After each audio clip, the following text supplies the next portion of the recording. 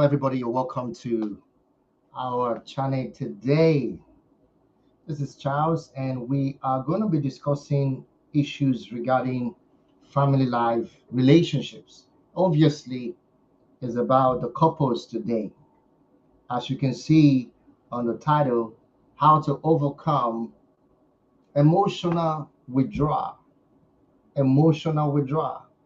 And this is one of the major problems in marriages today. And as a young person, if you're watching and you're not married yet, you're planning to get involved, there's something you need to understand. Knowledge is so important, preparation is so important. Many people have not been taught to prepare for such a life.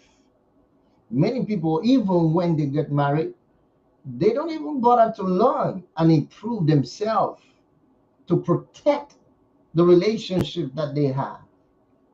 And many don't even think that their marriage is worth protecting. And that's the biggest problem of all. So today we will discuss few things regarding overcoming emotional withdrawal, which is prevailing over marriages today. We have, in fact, numerous life stories, practical life experiences as we speak, how that many relationships are undergoing emotional distance, and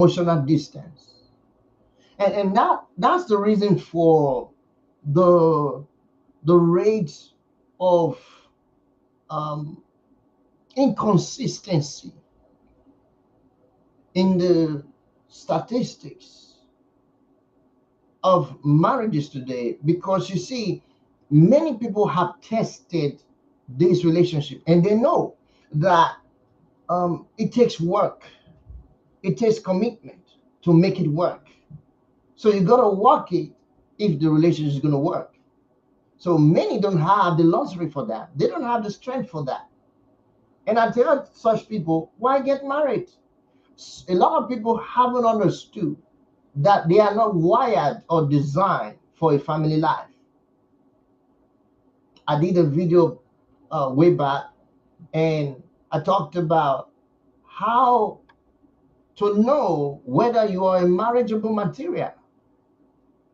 You got to know whether you're a man or woman before you follow the wave of marriage. Just because everyone is doing it, you want to get in.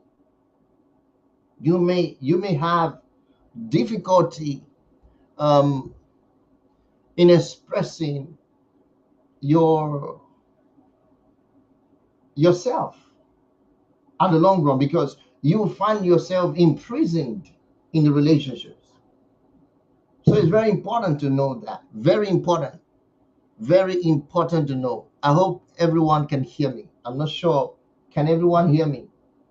If you can hear me, please write in the comment section, wherever you're watching from, on YouTube or on Facebook, wherever it is. So I want you to write in the comment section so that I know that you can hear me. I need to see a comment coming in so I know that you can hear me. Very important. If you can hear me.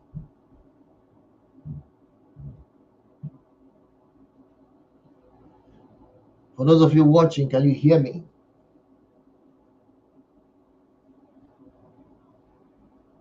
Yes. Good evening. Can you hear me? I just want to know if you can hear me. If you're watching, can you hear me? Yes, we can. Okay, great. Thank you. All right. All right, let's go. Now, what is emotional withdrawal? What does it mean? Emotional withdrawal, what does it mean? First of all, when people get married and they get involved in relationships, they are married, one of the things that eventually happen is over familiarity. So by the time they spend so much time together, spend a long years together, especially if you are now living together for more than 5, 6, 7, 8 years, even up to 12 years or even 15 years, and you've been married for 15 years or 10 years or even 20 years, and you discover that you're just like too familiar with each other. It's more like you look so it's the same. There's nothing changing about you. There's nothing fascinating about your spouse. So that begins to creep into how we emotionally position ourselves, all right, before our spouses. And a lot of times, even some not up to 3 to 4, 5 years in their marriage, they're already having emotional distances. And that's why I want to talk about this, because it's not healthy. It's not healthy for your relationship. It's not healthy for your marriage. It's not healthy for the children. It's not healthy for anyone. And and that's why we need to hire this, because it's one of the major, in fact, one of the top major problems in marriage. So you're listening to this now, you know emphatically that I'm telling the truth. It's one of the challenging issues in marriage, emotional withdrawal. So what does it mean?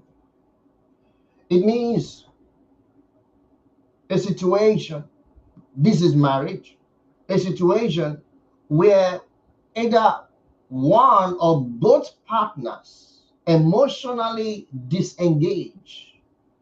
They emotionally disengage from the relationship. Again, emotion, remember, it means that your soul, your heart, your mind is involved in this relationship. So it's that showing that concern, showing that your heart, your mind, your soul is involved. Remember, your soul is the seat of your emotion. Remember that. Your soul is the faculty of your emotion. Everything about your emotion originates from the seat of your soul, your mind, your faculty. So, how you resonate in your mind, how you reminisce, how you walk, do things with your mind in your relationship matters. So, that's what we're talking about. Disengaging mentally. That's withdrawing emotionally. Disengaging psychologically. You're disengaging from your spouse, disengaging from their interests, disengaging from their commitments. You see, that's what it's dealing with. Disengaging. So it means detachment, a manifestation of detachment from what the marriage ought to be, you see. So, in what area does that manifest? How do you know that there is already an emotional and disengagement? And what are the consequences of that? What are the consequences of emotional disengagement? First of all, it removes trust. When there is emotional disengagement, there will be lack of trust. So every marriages and relationship that are going through lack of trust, that are experiencing a problem of trust, is based on the fact that they are already disengaged emotionally. One of the major signal or syndicates of that there is already disengagement, there is emotional withdrawal, okay, is that they've already disengaged mentally, emotionally. So trust becomes a problem. That's number one sign that there is emotional withdrawal in place, where there is no trust. Where there is no, remember, emotional withdrawal is when you disengage from the commitment of the relationship. You disengage from being concerned about your spouse. You disengage from having feelings, having expressing feelings for your spouse. You disengage. no effective communication, no intimacy, you see, no responses. All of these things is on the distance. Once in a while, once in a blue moon.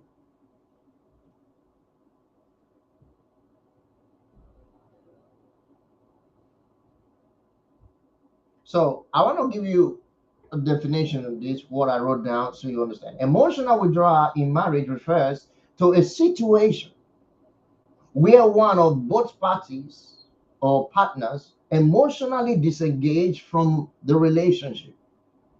This detachment can manifest as lack of emotional irresponsiveness. Now, I want you to understand what I just said. Mark the word down, emotional irresponsiveness, or sorry, emotion, lack of emotional responsiveness. So, emotional irresponsiveness is the key there. So, the lack of it is what I'm talking about. So, when there is lack of emotional responsiveness, lack of emotional responsiveness,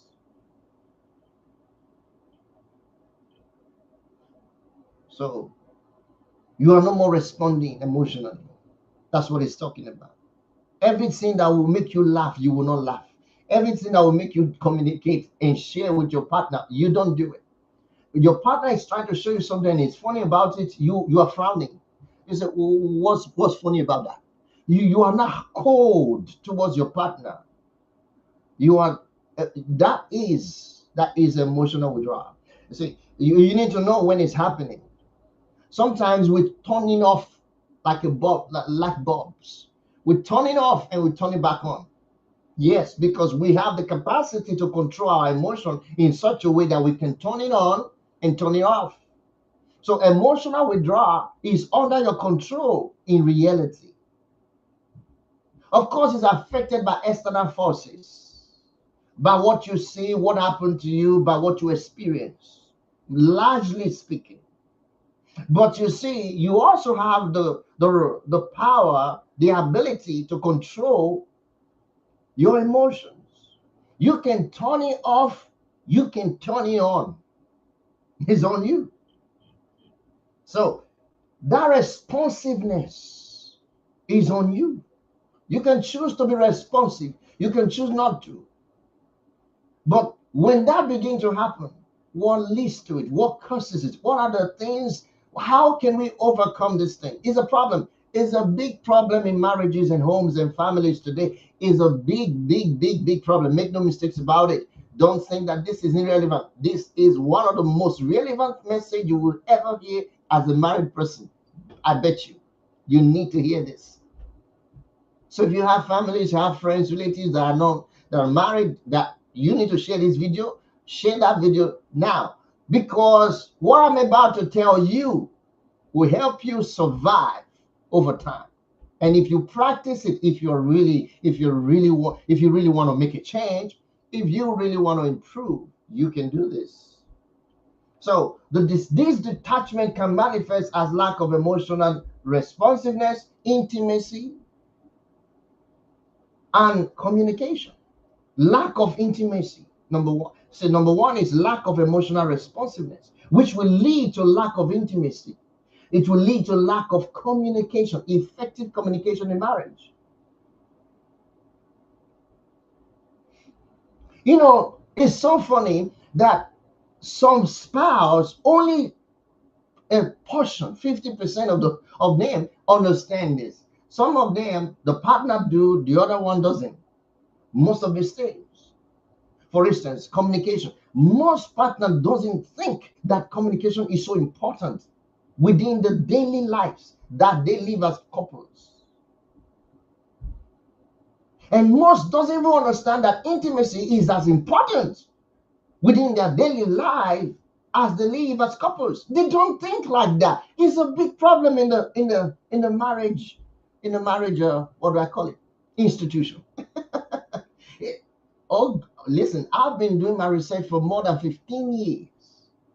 Believe me, for more than 15 years, I've been doing my research about this thing. And that's why you hear me passionately talk about these things, because this is what my foundings. Terrible.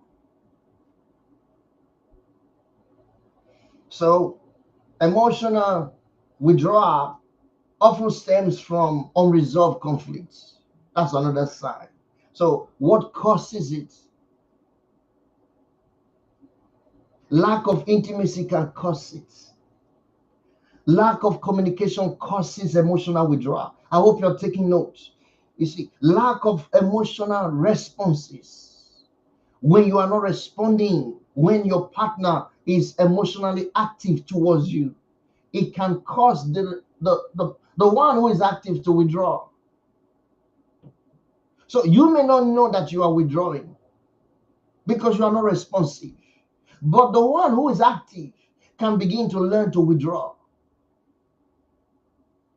You see, and that will lead to more problems. There's already a problem. You see, there's a problem. So there's difficulty in communicating already. And we have some spouse that can't even eventually talk about the situation. I mean, they are so reserved that they don't want to talk about it. They are so shy. I'm not sure what that's the word for it, to talk about the situation that they themselves are going through. If you don't learn to communicate, you express your feelings through effective communication, how are you going to do it? When are you going to do it? If you can't practice it in your marriage, in your family life, when are you going to, how, where? I'm thinking, to someone else? No. So,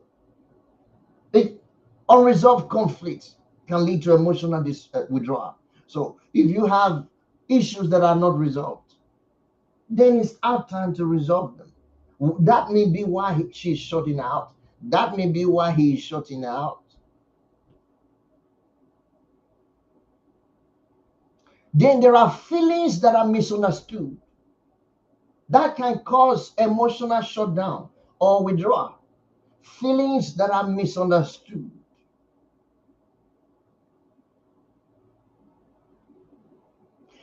If I had to, if I had to give an example of that, that will maybe drive me into another area I wouldn't want to really talk about. But you understand, when you express feelings and then the other partner rejects it as though what is wrong with you. I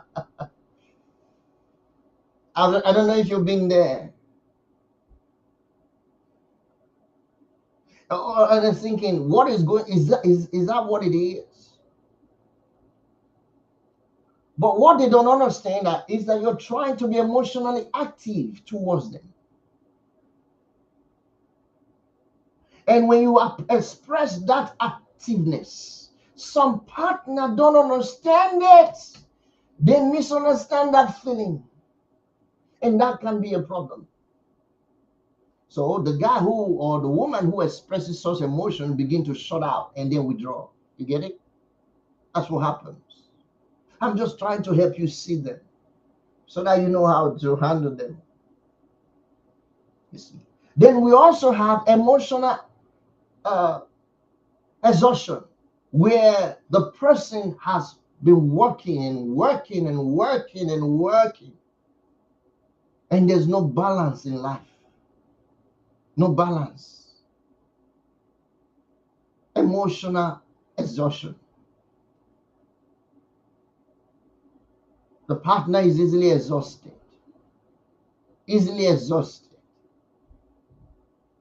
That can lead to the other partner withdraw, because once one is always exhausted, always tired, and wanting to rest, sleep, or whatever it is, the other one will be shut out. And then there is withdrawal. That is a problem. You know, sometimes people talk about infidelity a lot. It's in fact it is the top problem in marriage. Infidelity. It is the number one problem in marriage today, all over the world. All do your research all over the world. It is the number one problem.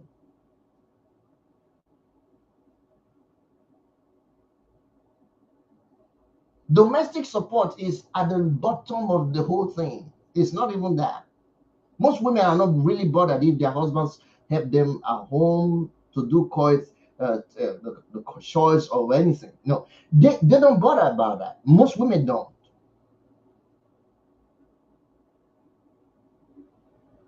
They don't bother that. But you see, the number one problem is infidelity. And one of the things that leads to it is what I'm talking to you now. See, this one of the problem this is one of the things that contributes to infidelity. When this kind of emotional expression is not being managed, is not being understood, where it is being misunderstood, and then leads to a withdrawal. Terrible. It's a terrible thing. So, um, so with this, there will be much more a problem of the man or woman withdrawing emotional, not being and not being connected and detached. And that can, like I said, it can take away trust from the marriage. So you don't want that. It can take away intimacy from the marriage. You don't want that. So the bond between you and your spouse begin to distance, begin to reduce. No more bonding. And the children, if there are, will begin to copy those things. You see, because that's where they are learning from. They are learning from what is going on there. This is their training field. This is their training ground. Your marriage is a training ground for your children. And most parents, most husband and wife don't even know how important that is. They don't know. So being emotional responsive is very important. Very important. Because lack of that, if you lack that, or you're struggling to be responsive emotionally to your spouse, I think, first of all, you need to understand that it will make it difficult for you to maintain healthy connection, healthy relationship. That's the so if you want a healthy, I'm thinking, what do you want? If you want a healthy relationship, a healthy marriage life, and family life, you want a healthy one, a resound, robust one. You say there are none. There are. You just don't know. You are too open to the negative one that you don't know much of the good things. The negative things that are fewer is the negative things that make louder noise. Are you aware about that? Fewer is the negative things that make the loudest noise. The same thing in marriage. So we hear about this and that, divorce here and there, and all of this problem in marriages, and then we think that's how it is everywhere. You are kidding. You don't just know. You don't just know. Do your research, you'll be amazed. You'll be amazed. There are so many beautiful homes, marvelous, amazing, beautiful, healthy family lives that you can see and you'll be amazed. You just want to be like this. A lot of them. Do your research. Because you don't, you wouldn't know. That's the problem. The social media is promoting the negative one. And then they keep behind the good one. Why? Because the world is wicked. What do you think? The devil is doing that. The world is wicked.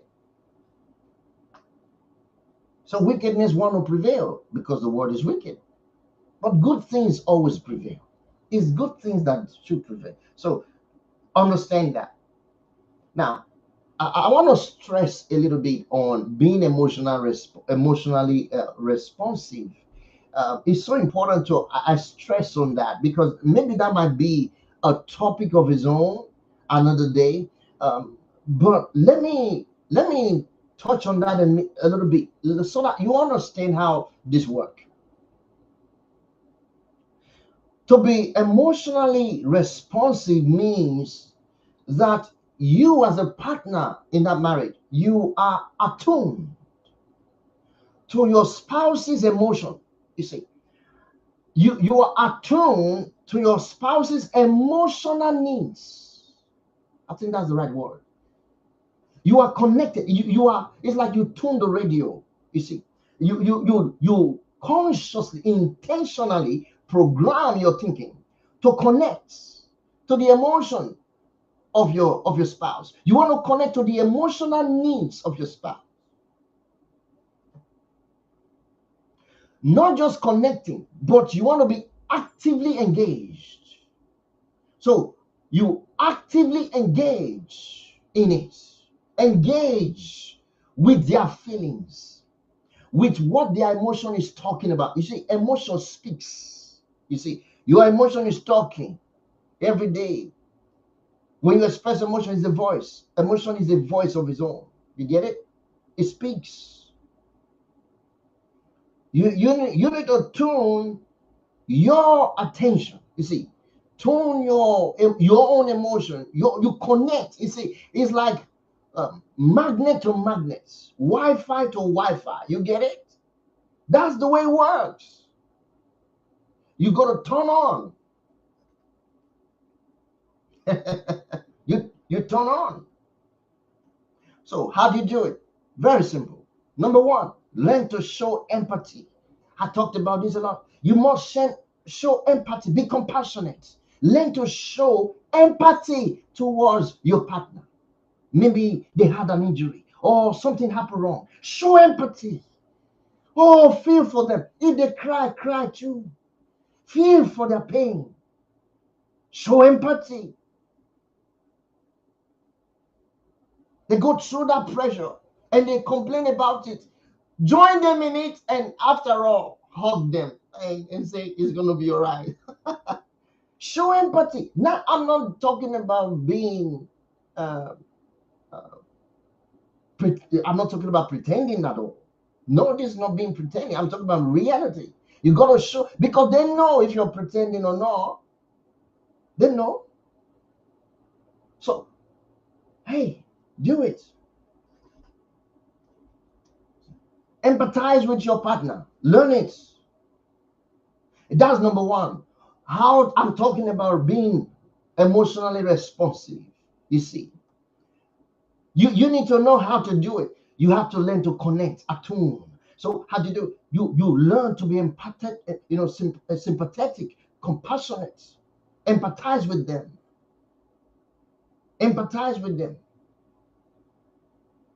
And then the next thing you want to do is to validation, validate your spouse.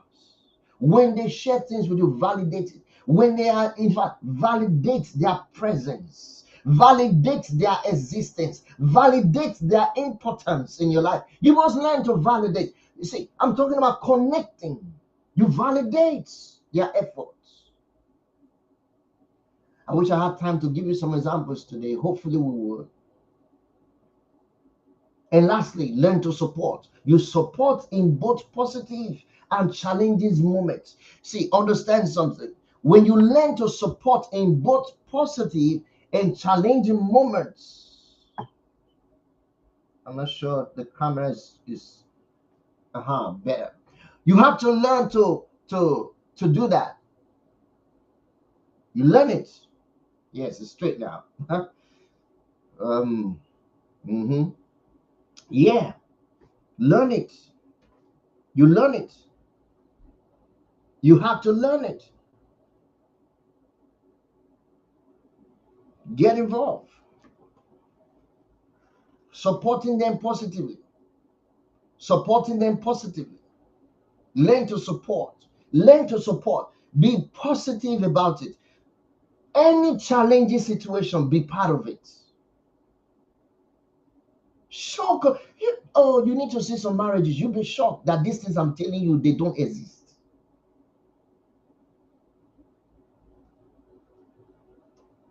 Because they are emotionally shut down. Both couples are emotionally shut down. Terrible. They're emotionally shut down.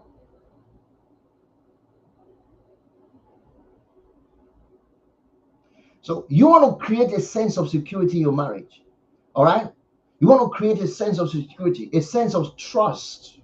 You want to create a sense of intimacy in your marriage. So what you need is to be emotionally responsive. I hope you got it. That's what you need. Don't wish for it to come from somewhere. No, it's not going to happen if you don't do it. These are intentional things to do. Intentional. You got to be intentional about all these things. So let me give you practical steps to take. Number one, to enhance this responsiveness and also to avoid withdrawal. So we're talking about overcoming emotional withdrawal. Number one step, these are keys that you need to apply to overcome it if you're already there, because most marriages are there. Trust me, they are there. They are there. There's this constant emotional withdrawal like that. Either both parties or one of them, one of both.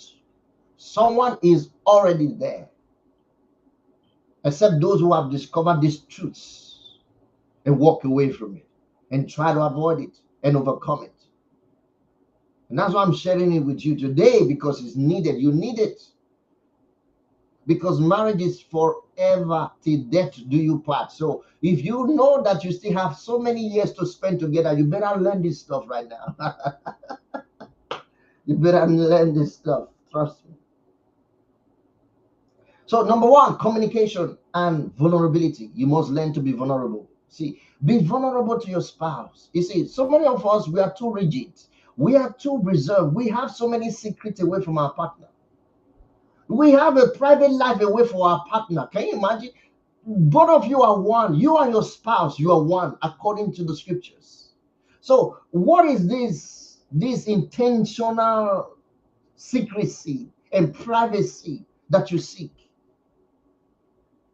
You're not vulnerable to your spouse. Learn it. Learn to be vulnerable. Everything that you are is what your partner is. Everything, you are one. That's what it means. You're growing to become one every day, more and more. Till death do you part. So then communicate. Learn to talk. Learn to communicate effectively.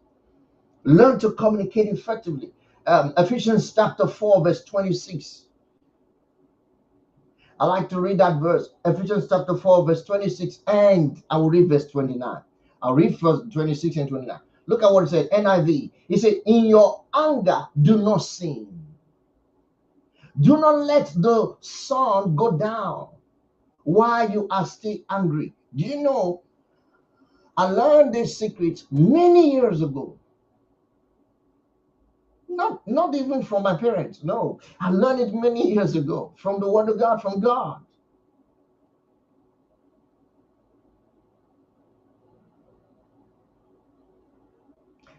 We still have couples today after they had an argument, because there is no relationship without an argument. There will be an argument, that's fine. But argument can be avoided according to the scriptures. So those who are still practicing on how to navigate the issue of argument, yes, they will have it. But when it happens, you must resolve. You must resolve. Solve the problem. Don't go to bed when the issue is not resolved. Except the issue happened right there in the bedroom. Then look for a way to resolve it. Don't just sleep and let it go. No, it's not gone. It's like you swept the problem under the rug, under the carpets. It's still gonna hit there. It's still there. You haven't dispatched it. It's still there. So don't let the sun go down on your anger. It's something you want to practice. Don't let the sun. So when there are issues, resolve it. That's what it's talking about. Talk about it. That's what the communication is about. Talk about it. Be vulnerable. Verse 29. It says, do not let any unwholesome tongue come out of your mouth. Do you know some words that comes out from spouses' mouths? negative words when they are angry with their spouse. That's when you hear those negative things come out of their mouth. Negative conversations, negative replies. Your husband is talking, you want to talk 10. Your wife is talking, you want to have a negative thing to reply her so you can shut her up. I mean, there's this mindset that one person wants to speak something that is evil towards their own partner. These things will cause emotional withdrawal. This is what shuts down emotions towards each other. I'm telling you the truth. Believe me. So don't let any unwholesome tongue, negative tongue comes out from your mouth when you're angry. Don't let it come out from your mouth. But only what is helpful for building others up according to their needs. So you want to speak only that is encouraging and helpful, that it may benefit those who listen. Benefit those who listen. So when your spouse listen when you talk about the problem, you are addressing the issue. They will listen because you're talking with grace. You're talking with an end goal in mind to provide a solution. And they can see through your words that you're providing a solution, not trying to raise more arguments and pass more blames. No, no, no. All of these things can cause emotional withdrawal. Okay? So here's what you do. Here's what you do. You must engage in constructive communication. Okay. So sometimes when your partner feels that they have not been heard, it causes them to shut down.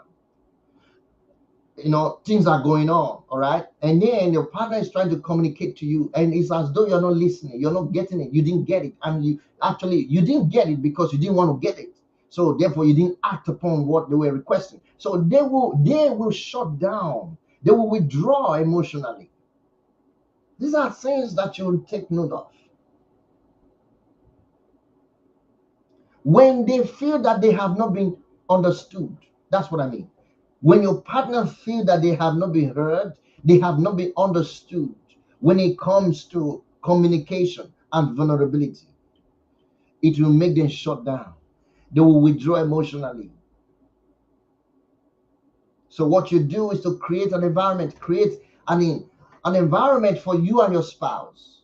Create that beautiful environment for you and your spouse and feel the expression of the freedom of speech, the freedom of love, the freedom of feelings, expressing your feelings freely.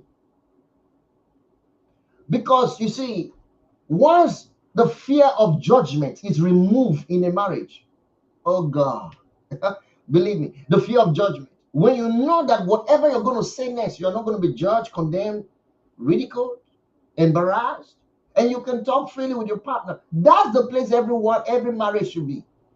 That's what I mean by communication and vulnerability. You got to understand that it's so important. I have to move on. So, in conclusion of that, do some daily check-in. Okay, very important. Check on your spouse daily. Sometimes your spouse, one of them goes to work and the other one goes to another place, and until in the night, none of you check on each other. You see, we have marriages today that they don't even check on each other.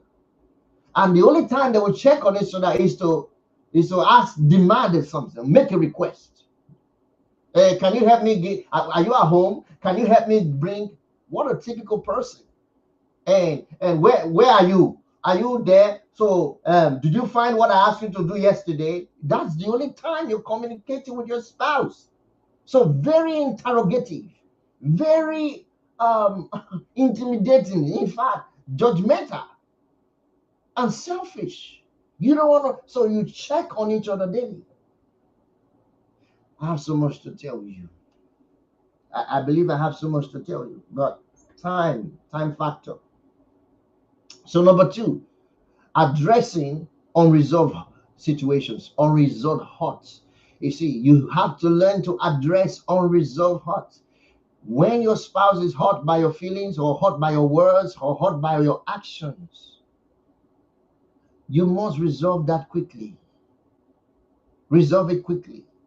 Matthew chapter 18, verse 15. Matthew chapter 18, verse 15. If your brother or sister sins, go and point out their faults. You hear that? Just between two of you. And if they listen to you, you have won them over. Oh, what a formula of reconciliation. I love the word of God. The Bible is amazing. It's amazing.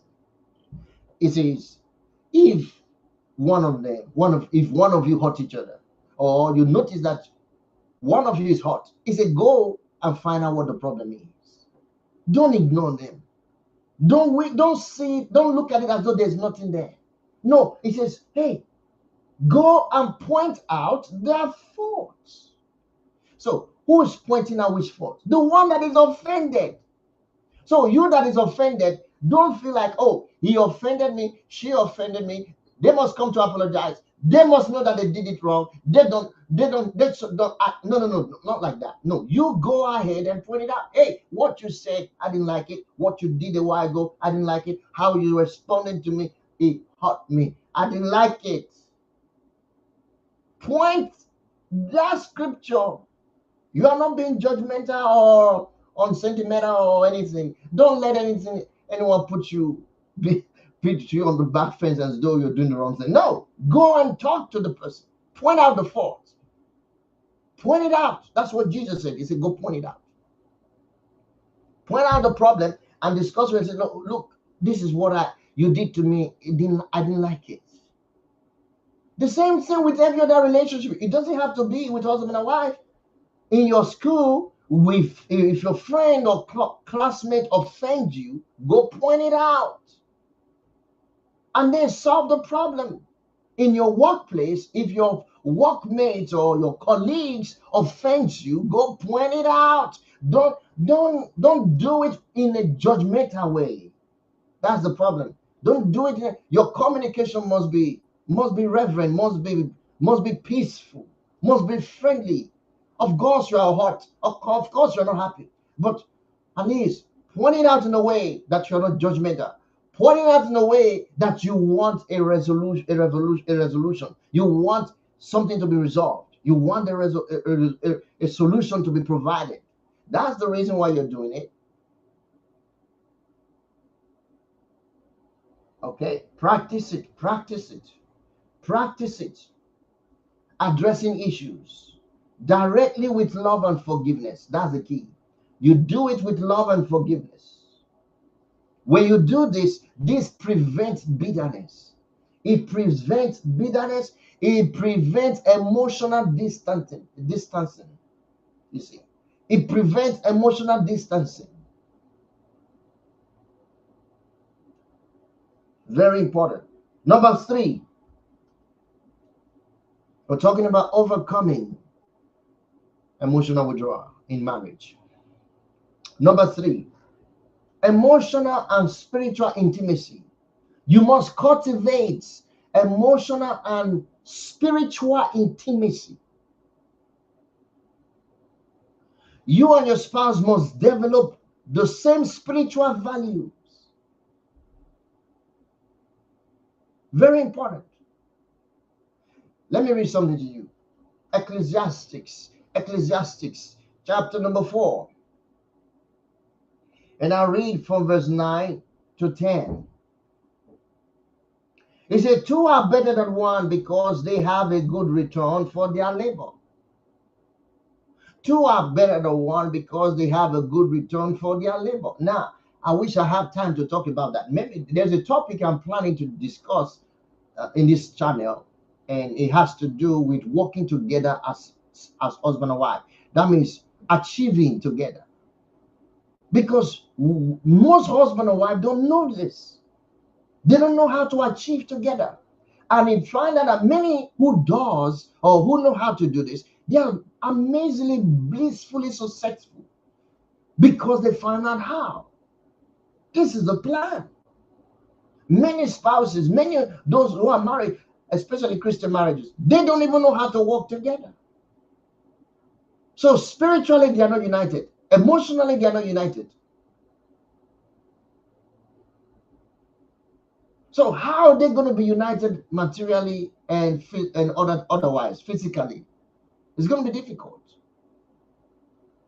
Two are better than one because they have good report for their labor. You see, their labor, so they labor together. And then he said they have good reports. That means they have good results. So the result that one will get, you see, is tripled and quadrupled or even more because both of them work together. You see that now? Amazing thought. Now, it says, if either of them falls down, look at that. If either of them falls down, that means one is deficient. He said one can help the other up. Why? Because they are connected. So this is a kind of partnership he's talking about. So your first partner in your life should be your spouse. Whatever you do, your first partner should be your spouse.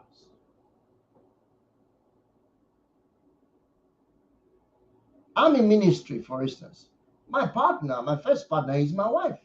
If she didn't agree with this whole thing, how there's no way I would have been able to go ahead with it. If she didn't if she didn't, spiritually agree with it. That's why I talk about spiritual intimacy. You see, you must be emotionally, spiritually get connected. It may not be 100% what she wanted, but at least you know that this is the way that my husband, the Lord, God is guiding my husband to go. So I'm going that direction. Let's go. And she's completely involved. That's what it is. And whatever she does, I'm also involved. That's what it is. You got to work together. Very important. So don't distance yourself, partner. And we do more and more of that. There's so much more we can do. So there's so much to learn. Okay? Get involved. Very important. Number 4, patience and grace. You need to practice patience because to overcome emotional withdrawal, for the other guy, for the other partner to come back and come to become emotionally responsive takes time. So you need to put in the work. They need to put in the work to help come resolve and then come back to normality. So if all of that's going to happen, listen, it takes time and you need to be patient. So 1 Corinthians chapter number 13 from verse 4 to verse 7. It says love is patient. Did you notice that love is patient? You know, some people in marriage, they say, I'll be very patient with you. Enough is enough. I'm no more patient. No, you are not. You can't stop being patient. Love is. He didn't say love shall become or love has been. He didn't say love was. He didn't say that. He said love is. So as long as if you say I'm no more patient with you, I can't tolerate this anymore, then where's your love? Did you just say you don't love her anymore? Did you just say you don't love him anymore? I thought that's what we heard you say. You said, no, that's not what I said. I mean, I can't. No, no, no. Did you hear? Did you say you can't tolerate it anymore? Did you say you can't take it anymore? Did you say that? Is that how you felt? Then where is your love? Question. Did you just say that you don't love her anymore? You don't love him anymore? Is that what it is? Exactly what you say. Because love is patience. It means endurance, to persevere. Love is patience. Love is patient. Love is kind. And you read the rest for yourself. Amazing truth. Amazing truth. Love always protects. Love always trusts. You see that I don't trust him anymore? Don't use that word. Never use that word. I don't trust her anymore. I don't trust him anymore. I don't trust this marriage anymore. What? Really? What are you talking about? Because of how you feel. That's the sign of emotional withdrawal. So you want to try as much as possible to renounce everything that you can renounce that is connecting you to the marriage. You want to renounce everything. Oh, dear. Love always hopes, expectation of a better future. So when you and your marriage now, always have expectation of a better tomorrow. Have that hope and persevere. He said, love always persevere. Learn to hold on. Hold on tight. It might just be a leaf and you're about to drown, you're holding on to that leaf. Hold on. Hold on to that leaf. Help is on the way. You need to hold on to that leaf. You need to hold on to it. And lastly today is seek counsel. Learn to seek counsel and support. Learn to seeking counsel and support. Very important. I'd like to read to you Proverbs chapter 15, verse 22. We got just two more minutes. Let me read this to you. Proverbs chapter 15, verse 22. I'm talking about seeking counseling and comfort, because a lot of marriage Christians don't know that they need therapists. They need a therapist. They need a spiritual therapist, or they need a physical emotional therapist. They need some kind of therapist. They need some kind of support. They don't know it. And they just assume everything is going to be all right. No. If things are not going right in your intimacy life, in your elder life, in everything, in your finances, consult help. Get help. Look at it here. Proverbs chapter 15, verse 22. It says, plans, NIV. Plans fail. Plans fail for lack of counsel. Plans fail. Did you hear that? If you had a plan and he ever failed, this is why he failed. Did you get it? If you have a marriage plan, you have a holiday plan, you have a business plan, you have whatever plan you have in your life, in your relationship, in your marriage, and it didn't work, is because you didn't get counsel. It's a plan fails for lack of counsel. But many advisors, with many advisors, with many,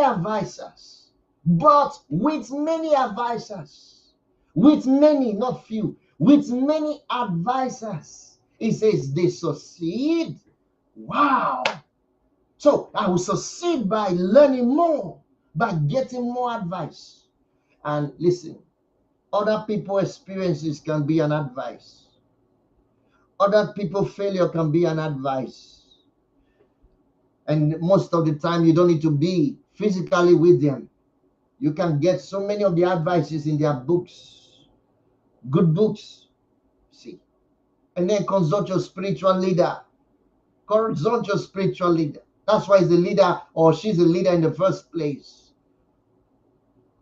Because God will talk to her. God will talk to him. And then he guides you in that direction. Don't lie. Don't keep things in secrets that is destroying your home. Don't do it. Don't keep things in secret that had the potential to destroy your home. So when you find that you are emotionally withdrawing from your partner, having gone through all of this, and you think that it's not working, it's time to consult. It's time to get help. Reach out for a man of God, a priest, a spiritual leader of yours, a prophet, or whatever it is. Reach out to them. You say, get in touch with them. Maybe you need to consult a therapist. Get one. Make the sacrifice. Take your partner there. Sit down and express yourself. Let's talk about these things. You see, very important. Very important. It is scriptural that you get counsel. It is scriptural that you gain advice. It is scriptural that you gain clarity. It is scriptural that you gain help. You gain solution to the problem. It is scriptural. So go do it. Don't see it as overwhelming. Don't see it as unnecessary. It is important that you do it.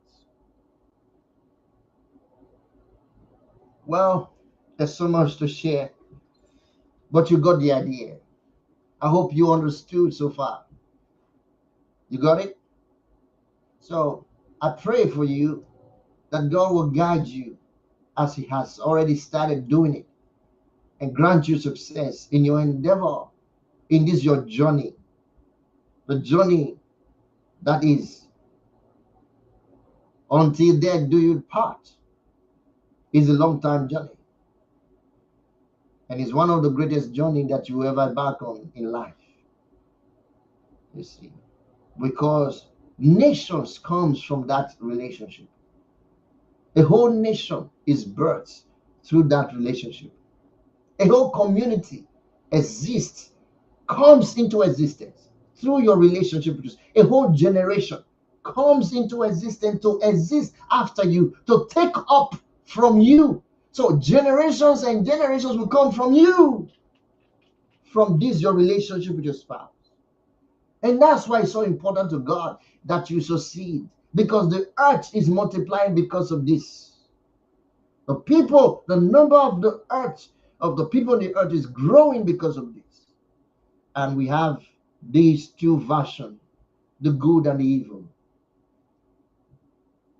And the community is most largely, occupied with the dysfunctional, disoriented home resorts. I pray that God will grant you the grace, the wisdom to put this to work in Jesus' name. Amen. Thank you so much. God bless you. I believe you enjoyed yourself. Listen, share this content, share this video. I'll see you next week. If you are new to this channel, hit the subscribe button as you can, and then let's get to share this content everywhere. I'll see you again next week. Until then, have a happy family life. Bye for now.